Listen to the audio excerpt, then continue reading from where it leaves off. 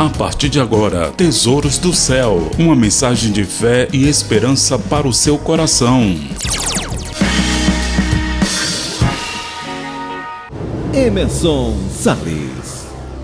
Olá, graça e paz. Hoje o estudo de número 9 tem por tema o amor de Deus. Como havia prometido, 21 perguntas. Serei breve, até porque os versos são fáceis de compreender, ok? Primeira pergunta: que se declara ser Deus? 1 João 4,16 responde: Deus é amor. No estudo anterior, falamos sobre os atributos de Deus. Deus, ele é amor em pessoa. Gosto muito de um pensamento que diz que o amor de Deus é tão grande, tão imenso, que ele criou você, a mim e a todos para depositar este amor. Pergunta de número 2. Quão grande é o amor de Deus pelo mundo, ou seja, pela humanidade? João 3,16 diz: porque Deus amou ao mundo de tal maneira que deu seu Filho unigênito, para que todo o que nele crê não morra, mas tenha a vida eterna. Foi a maior doação e a maior prova de amor, o Pai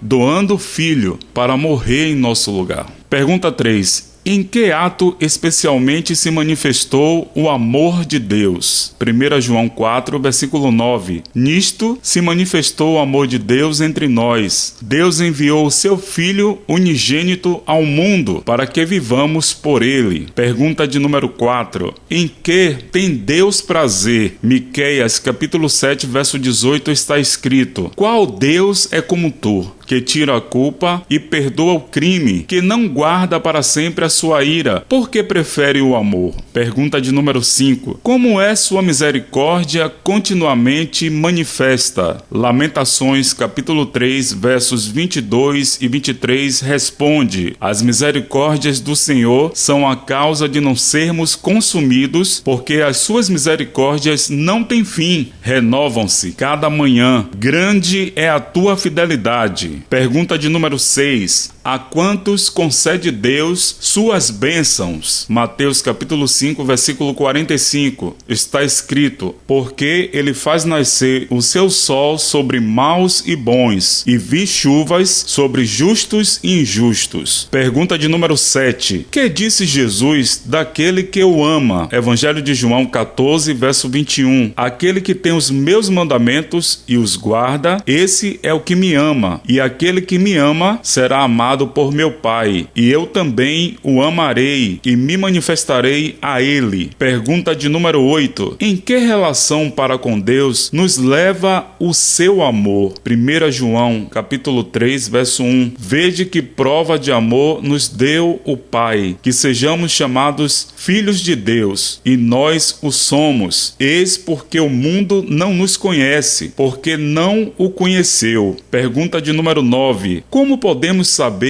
que somos filhos de Deus? Romanos capítulo 8, versículo 14 a 16. Pois todos os que são guiados pelo Espírito de Deus são filhos de Deus. O próprio Espírito testifica com o nosso espírito que somos filhos de Deus. Pergunta 10. Como é o amor de Deus suprido ao crente? Romanos capítulo 5, verso 5. Ora, a esperança não confunde, porque o amor de Deus é derramado em nosso coração pelo Espírito Santo, que nos foi outorgado. Pergunta de número 11. À vista do grande amor de Deus por nós, que devemos fazer? 1 João 4, verso 11. Amados, se Deus de tal maneira nos amou, devemos nós também amar uns aos outros. Pergunta de número 12. Até que ponto devemos amar nossos semelhantes? Primeira Epístola de João 3, verso 16. Nisto conhecemos o amor, que ele deu a sua vida por nós, e nós também devemos dar a nossa vida pelos irmãos. Isso aqui, queridos, é quando a gente tem um foco em uma vida eterna. Por conta do pecado, da desobediência de Adão e Eva, o mundo oferece uma vida temporã, mas Deus, através do sacrifício de Cristo, oferece a vida eterna. Nós devemos viver neste mundo, mas com foco na vida eterna que é Cristo Jesus.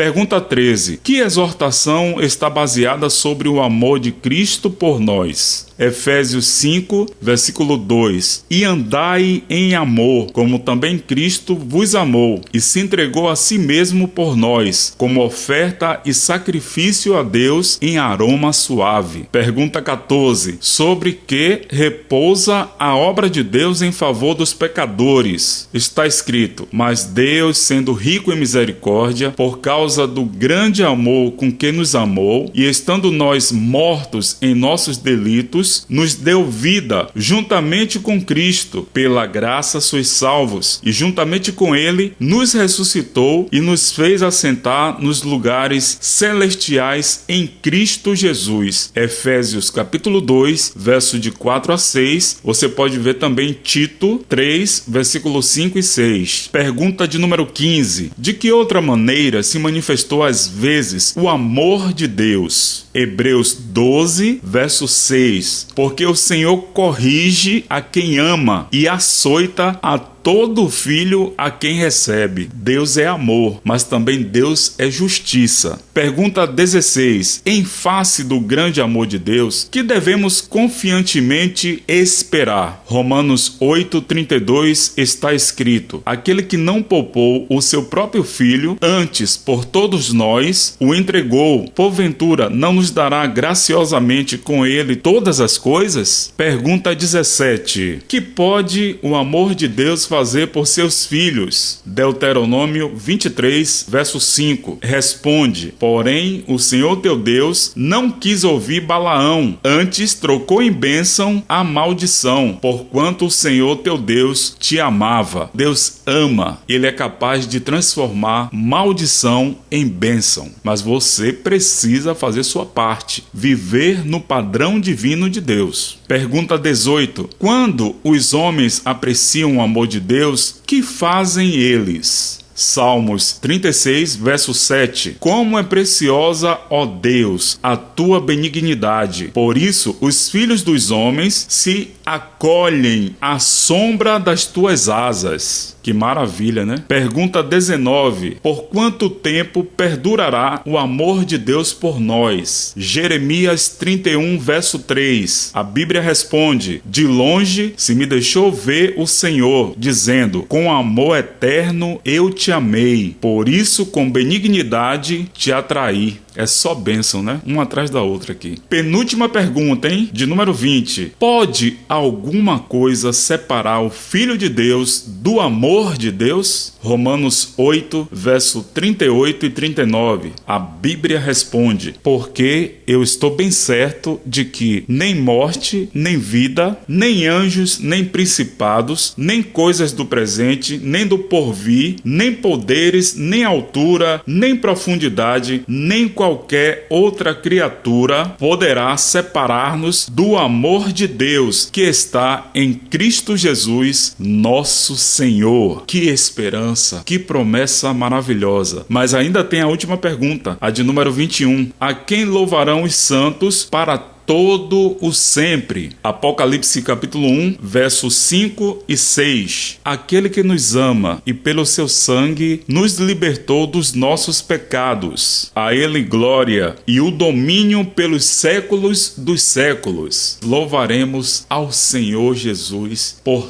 toda a eternidade. Você tem colocado Jesus como o número 1 da sua vida? Veja, o estudo de número 8 e o estudo de número 9 falamos muito sobre o amor de Deus. Deus está disposto a fazer uma mudança na sua vida. A Bíblia está recheada das promessas do Senhor, mas são condicionais. São para aqueles que aceitam Jesus como seu Salvador e coloca Cristo como o número 1 da sua vida. Você pode conferir isso em Mateus capítulo 6, versículo 33. Que Deus continue abençoando a sua vida. O próximo tema, de número 10, falaremos sobre a divindade de Cristo. Não perca, até o próximo estudo.